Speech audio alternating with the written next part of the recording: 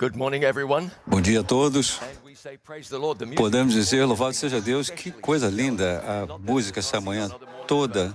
Não que as outras não foram, mas essa manhã, maravilha. Muito obrigado aos músicos, cantores. Ótimo ver todos vocês aqui. Vamos orar e entrar direto na mensagem, pedir que Deus nos abençoe com o Espírito Santo. Oremos. Querido Pai Celeste, obrigado por estar aqui conosco. Guia-nos pelo Teu Espírito Santo. Abençoa-nos. Temos que pensar, Senhor, apesar do pregador, apesar das distrações, de tudo mais na nossa agenda, temos que pensar, Senhor, que o Senhor nos trouxe aqui, que o Senhor tem um propósito para nós. Então, pedimos que, seja lá qual for esse propósito, que possa ser realizado em nossa vida. Obrigado por nos abençoar agora. Temos segurando a Bíblia, a Tua Palavra viva, estamos aqui, cheios de bênção, como Teu povo. Nós clamamos ao Senhor como nosso Pai, somos abençoados. Fala a nós agora, Senhor, te pedimos confiantemente, pois te pedimos em nome de Jesus. Amém. Alguns metros abaixo do pátio Belvedere do Vaticano repousam os restos esqueléticos de um elefante. Não que elefantes fossem comuns na Itália naquela época, na verdade, não eram. Mas em 1962, os operários que instalavam um sistema de aquecimento e resfriamento ficaram surpresos ao encontrar ossos que pareciam fora do lugar. Não deviam estar ali. Esses ossos datam do século XVI. Naquele tempo, era comum que os governantes de países oferecessem presentes ao Papa para obter seu favor. O rei de Portugal desejava permissão para expandir o controle de seu país sobre as rotas de navegação para a Índia. Esperando convencer o Papa Leão X a olhar favoravelmente para o seu pedido, ele enviou ao Vaticano uma variedade de bens raros, bem raros, ouro, joias, mandou tecidos e, pasmem todos, um elefante. Giovanni di Lorenzo de Medici, o Papa Leão X, o mesmo Papa durante o tempo em que Martim Lutero escreveu suas 95 teses e que excomungou o reformado alemão, ficou encantado. Não havia muitos elefantes na Itália desde que Aníbal atravessou os Alpes com 3 dezenas de paquidermes em uma tentativa fracassada de derrotar o Império Romano. Infelizmente, o elefante Hanu sobreviveu apenas 3 anos em Roma, vítima de cuidados veterinários insatisfatórios. E assim foi, sepultado no pátio Belvedere, a poucos passos da Capela Sistina. Nunca recebi um elefante de presente. Já recebi presentes que apreciei muito, mas nunca um elefante. Fiz aniversário faz uma ou 2 semanas. Ninguém na minha família me deu um elefante. O que até é bom, porque não teria onde mantê-lo e cuidar dele, né? Foi um presente, né? A Bíblia inteira gira em torno de um presente. Especialmente o grande presente, porque Deus amou o mundo de tal maneira que Ele deu. A Bíblia fala desse dom da vida eterna. Os reis magos trouxeram o presente. Maria comprou um jarro de alabastro para despejar o perfume nos pés de Jesus. E Deus tem dado ao seu povo um presente muito valioso.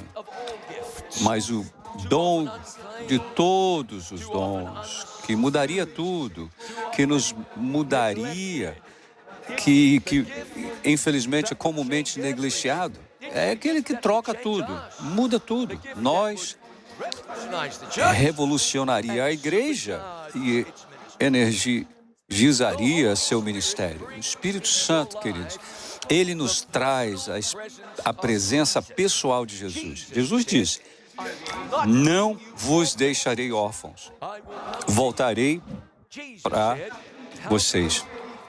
Ele diz: mas quando vier aquele Espírito da verdade, ele os guiará em toda a verdade.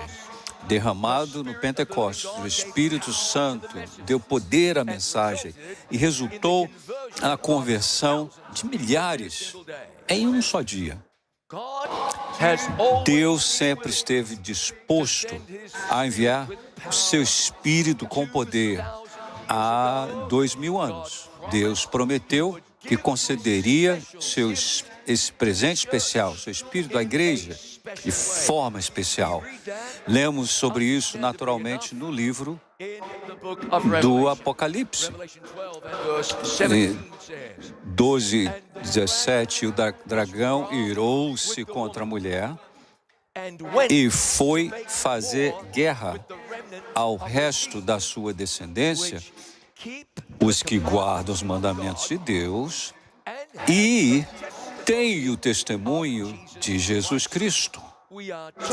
Estamos falando de um tempo que com certeza não está distante. O dragão, Satanás, está enfurecido com a igreja, a ponto de fazer guerra contra os descendentes da mulher. Não é uma briguinha qualquer, não é um tumulto, não é uma batalhazinha, é guerra contra o remanescente, os que guardam os mandamentos de Deus e tem o testemunho de Jesus Cristo. Claro que o diabo está irado com a igreja. Ele odeia a ideia de que Deus tenha confiado a mensagem dos últimos dias da justificação pela fé a um Israel moderno. Ele despreza o fato de que esse grupo guarde os mandamentos, todos eles. Hoje ele anda ao derredor, rugindo como leão, buscando devorar a igreja. O inimigo das almas deseja anular o testamento de um povo, aqui no fim dos tempos, que guarda os mandamentos de Deus, que apresenta ao mundo o selo de Deus em lugar da marca da besta. Satanás odeia a igreja porque a igreja recebeu o testemunho de Jesus. E como o próprio João nos disse, o testemunho de Jesus é o espírito de profecia. Historicamente, Deus concedeu o dom de profecia em resposta a grandes necessidades. Nos dias de Noé, um tempo de grande apostasia, o dom de profecia foi concedido. No tempo de Moisés, um período de grande opressão, o dom de profecia foi concedido. Durante a jornada para a terra prometida, o dom de profecia foi dado para guiar o povo de Deus. Quando o Messias estava prestes a ser revelado, o dom de profecia foi manifestado. E aqui estamos nós, num tempo, numa época em que todos esses fatores estão em jogo. De uma perspectiva bíblica, é impossível imaginar que Deus não daria o dom de profecia. E a Bíblia diz que Ele o dará, e cremos que Ele já deu. Deus nos deu o Espírito de profecia para nos apontar a Jesus, manter-nos focados, ajudar-nos a ver um povo mais fundo em nossos próprios corações obscurecidos, revelar as grandes questões desses últimos dias da história e nos ajudar em nossa jornada rumo à eternidade. Portanto, uma declaração como esta deve nos despertar, enquanto também nos dá uma ideia do que está acontecendo entre nós. Ellen White escreveu isso. Você encontrará essa citação na página 48. diz assim, Ellen White wrote this. dessa forma, no Mensagens Escolhidas, volume 1, na página 48. Satanás está constantemente pressionando o falso para afastar da verdade. O último grande engano de Satanás, vou ler de novo. O último grande engano de Satanás será tornar sem efeito o testemunho do Espírito de Deus. Onde não há visão, o povo perece, Provérbios 29, 18.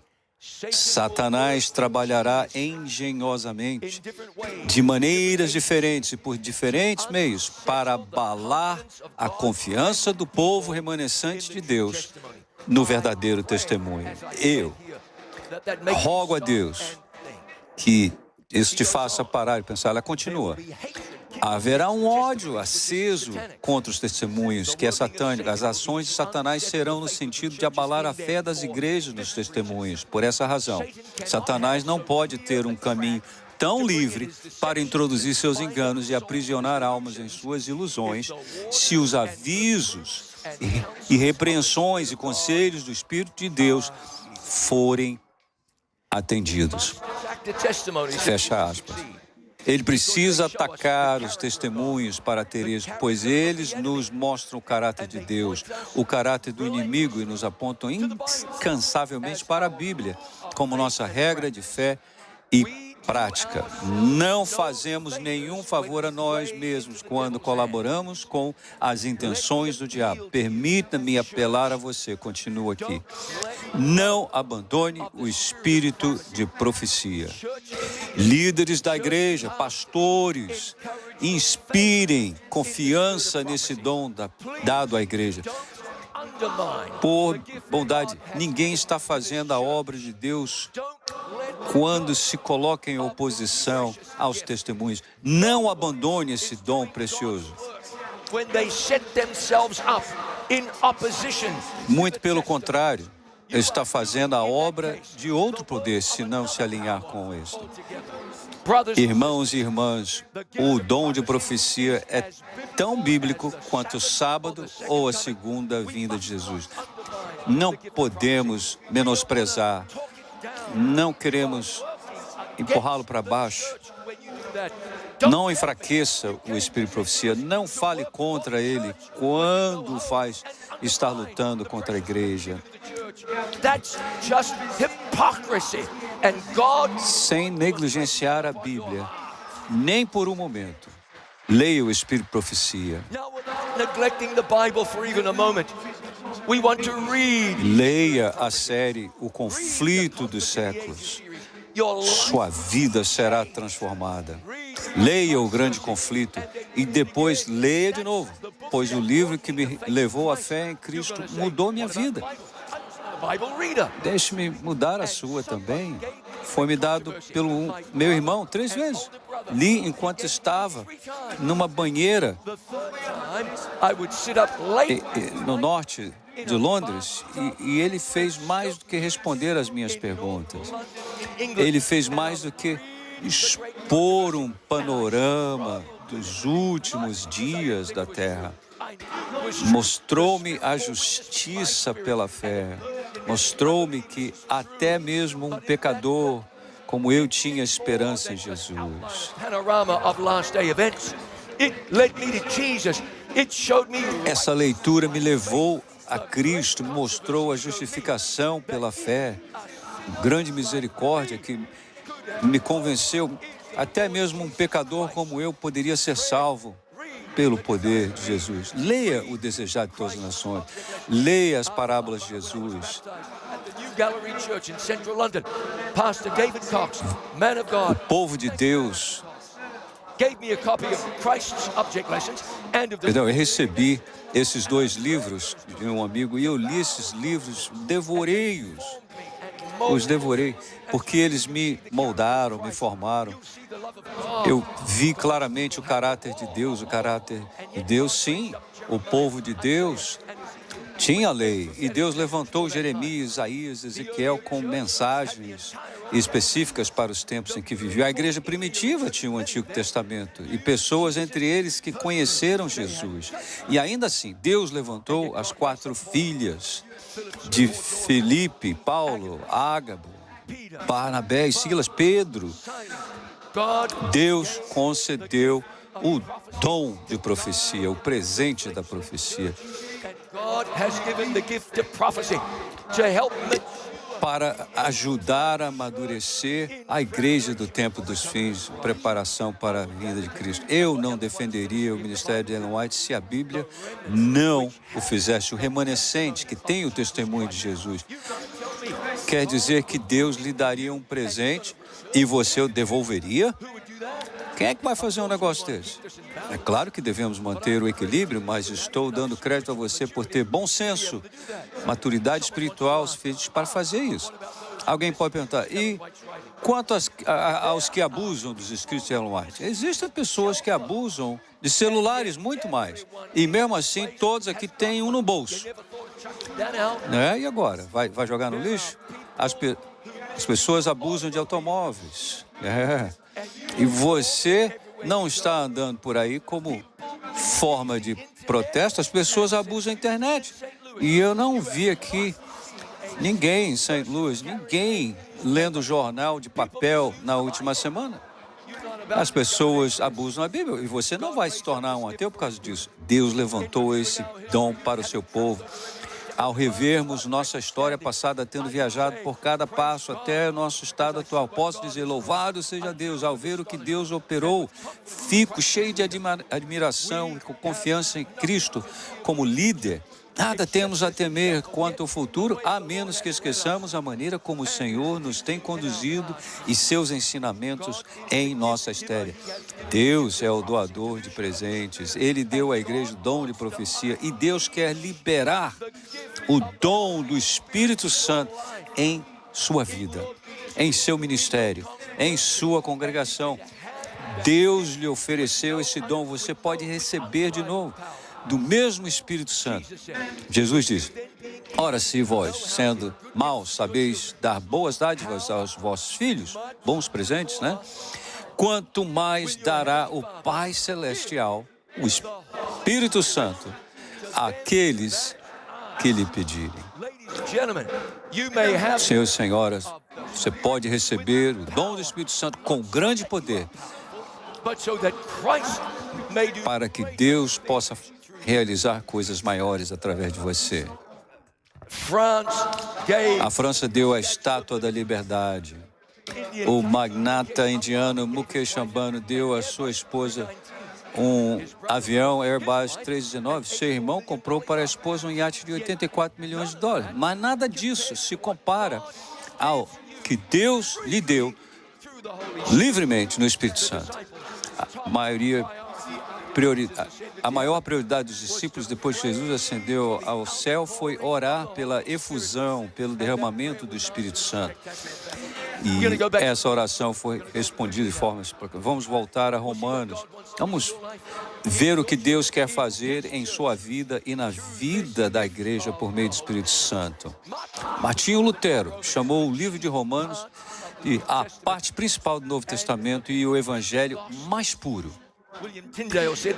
dizendo que os cristãos deveriam estudá-lo diariamente, pois é o pão diário da alma. Eu estou lendo isso aqui no meu devocional todos os dias. William Tyndale chamou Romanos de a parte principal e mais excelente do Novo Testamento. Ele disse, ninguém pode lê-lo demais, estudá-lo muito bem. Quanto mais se estuda, mais fácil se torna. Quando mais se mastiga, mais agradável se torna. Ontem paramos em Romanos 6, onde vimos que o cristianismo é experiência, é morrer diariamente para o eu. E então Romanos 7. Romanos 7 é a verificação da realidade. Podemos falar sobre estar mortos para o pecado, Mas a fé em Deus não trata da ausência de algo, trata da presença de alguém. Paulo deixou claro, sim, a justiça, sim, a graça, sim, morte para o pecado, mas eu sou carnal, vendido ao pecado. Faço o que não quero fazer e não faço o que quero fazer. Você conhece isso? Essa é uma pergunta que eu não vou responder. Este é o Paulo convertido ou não? Can you relate to that? Yes, you can. You either can or you're a liar. We can all relate to that. Nós todos podemos nos identificar com isso. Não é uma questão de dizer é o Paulo convertido ou não. A questão é quem se desvia o olhar de Jesus, quem está na carne em vez de estar no Espírito. Paulo clamou em desespero: quem me livrará do corpo desta morte? Mas Paulo responde sua própria pergunta. Nós seríamos os mais miseráveis de todos os homens. Paulo diz: dou graças a Deus por Jesus Cristo, nosso Senhor. E então segue uma das coleções de palavras mais notáveis já reunidas. Agora, pois, nenhuma condenação. Para um pouco. Você lê esse verso, você quer reclamar esse verso para você mesmo? Nenhuma condenação para os que estão em Cristo Jesus, que não andam segundo a carne, mas segundo o Espírito. Porque o que era impossível à lei, visto que estava enferma pela carne, Deus, enviando seu próprio Filho em semelhança da carne do pecado, e por causa do pecado, condenou o pecado na carne, para que a justiça da lei se cumprisse em nós, e que não andamos segundo a carne, mas segundo o Espírito. E aí está a chave, o Espírito. Se dependesse de nós resolvermos sozinhos, não haveria esperança, mas Deus promete fazer em você, na sua vida, na igreja, o que você nunca poderia fazer por si mesmo, pelo poder do Espírito. Você confia em sua própria força, Romanos 7. Você tira os olhos de Cristo, Romanos 7. Justiça pelas obras, Romanos 7. O antídoto, a resposta é o Espírito Santo. Veja o verso 5. Porque os que são segundo a carne inclinam-se para as coisas da carne, mas os que são segundo o Espírito, para as coisas do Espírito. Ele diz, porque a inclinação da carne é morte, mas a inclinação do Espírito é vida e paz. Ele não disse que ter a mente carnal é ruim. É pior do que isso. Ele disse que é morte. E esse é o problema que tantas pessoas na igreja enfrentam hoje. Pensamos que se podemos lutar pela beleza doutrinal, a pureza doutrinal é importante, mas não é pureza moral. A presença de Cristo vem através do Espírito Santo. Muitos de nós, com a mente carnal, desviamos da visão de Jesus. Porque Paulo diz, a inclinação da carne é inimizade contra Deus, porque não está sujeita à lei de Deus, nem mesmo pode estar. Quando a sua mente é terrena, ela está fora de sintonia com a mente de Deus. Você e Deus não estão na mesma frequência, não tem nada a ver com você não ser bom o suficiente. Tem tudo o que ver com você não ter uma mente espiritual. E você não tem uma mente espiritual porque não está cheio do Espírito Santo. Eduque a mente a amar as coisas da natureza. Se você se entrega ao Senhor, sua mente vai amar as coisas de Deus. Paulo diz, aqueles que estão na carne não podem agradar a Deus. Mas graças a Deus, não é a nossa experiência. Verso 9. Vós, porém, não estáis na carne, mas no Espírito, se é que o Espírito de Deus habita em vocês, em vós. Isso muda tudo. Se o Espírito Santo habita em você, você estará no Espírito e não na carne. Você já pensou o que fazer com esse temperamento forte? Você está irado, amargo, e você está dizendo: Deus, quem vai me livrar do corpo desta morte? Nós sabemos, Jesus vai nos livrar através do poder do Espírito. A Bíblia diz: agora, se alguém não tem o Espírito de Deus, o Espírito de Cristo, esse tal não é dele. A diferença é o Espírito Santo. Imagine Jesus vivendo na sua vida. Ter o Espírito de Deus enchendo sua vida, habitando em seu coração, essa é a diferença. Quando foi a última vez que você pediu a Deus para ser batizado pelo Espírito Santo? Se não foi esta manhã, já passou muito tempo. É o seu privilégio receber o batismo do Espírito de Deus. E depois ficamos pensando: por que estamos irados? Por que estamos descontrolados? É porque não dissemos: Deus, preencha a minha vida com o Espírito Santo. Ore, é o seu privilégio ser batizado pelo Espírito Santo. Nós não podemos comprar, não podemos merecer, isso é obras. Nós podemos pedir e suplicar. Jesus disse: peçam e vocês vão receber. Ele fez esta promessa em Lucas 11, 13.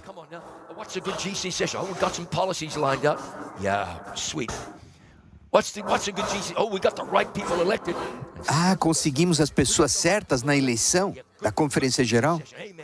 Foi uma boa Conferência Geral. Não. O que é uma boa sessão da Conferência Geral? Voltar para casa sendo cheio do Espírito Santo. Se uma sessão da Conferência Geral só fez isso, é um fracasso. Mas se o Espírito Santo está sendo derramado, obrigado, Jesus, por nos visitar, porque é isso que nós precisamos. Que o Espírito Santo seja o seu guia.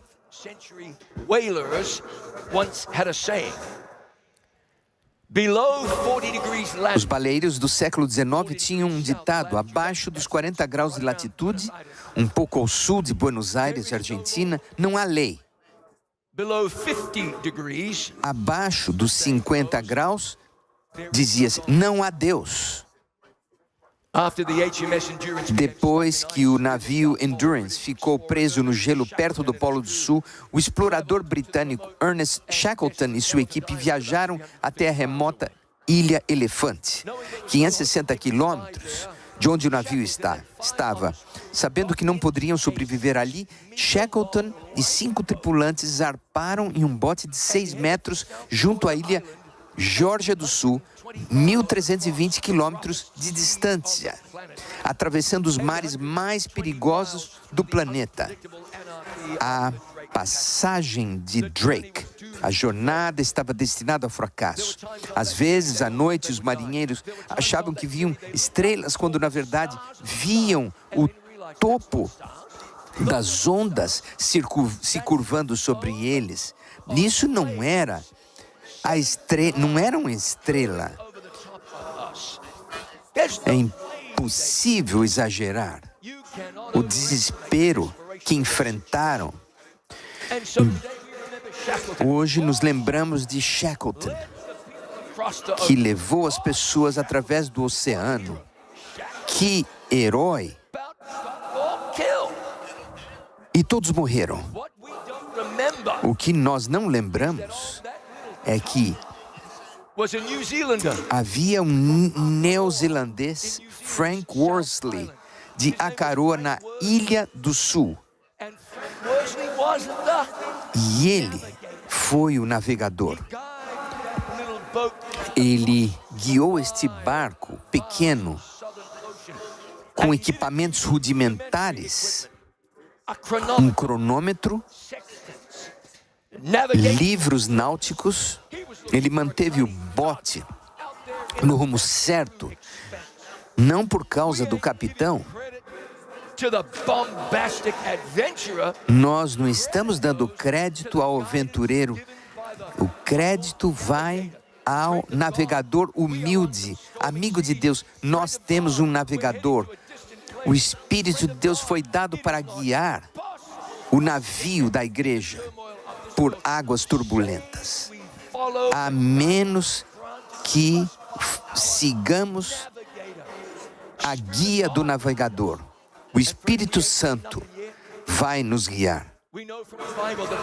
Nós sabemos que a chuva serôdia será derramada.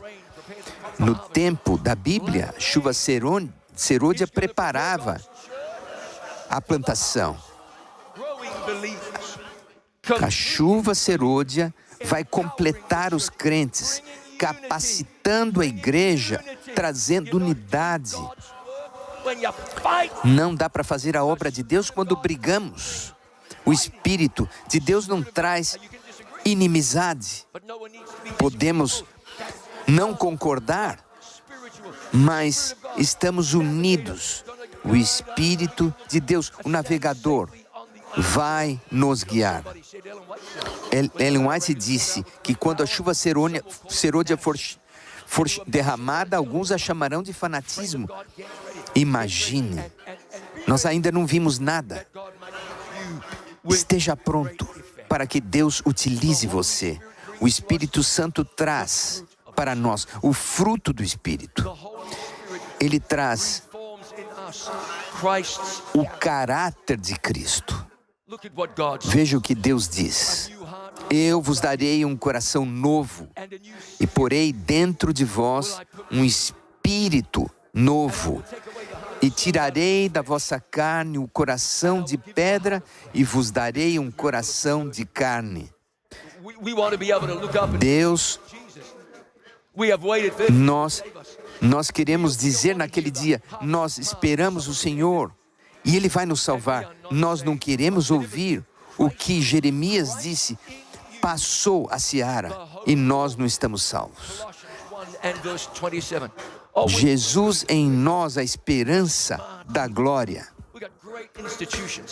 Nós temos instituições, nós temos hospitais, nós temos escolas, nós temos um sistema educacional maravilhoso, mas não somos nada. Cristo é tudo. É o Espírito de Deus que nos faz de nós um instrumento. Temos evangelistas, temos pastores, temos pregadores, temos anciãos, pregadores, mas sem o Espírito de Deus, com o Espírito de Deus, não tem como parar. Não tem como parar a mensagem. Com o Espírito de Deus, nós vamos lutar contra o inferno, liberar os que estão presos. Nós vamos ver a unção. Pessoas serão curadas, pessoas se levantarão e pregarão a palavra de Deus com o Espírito Santo. Onde estamos hoje? A quem estamos procurando? Amigo de Deus. Não podemos ter uma mente carnal. Isto é inimizade contra Deus. Deus, preenche-me com teu Espírito, é a nossa oração. Preenche-me, Senhor. E vamos crescer na fé. Mais e mais e mais em Cristo. Até que, pela graça de Cristo,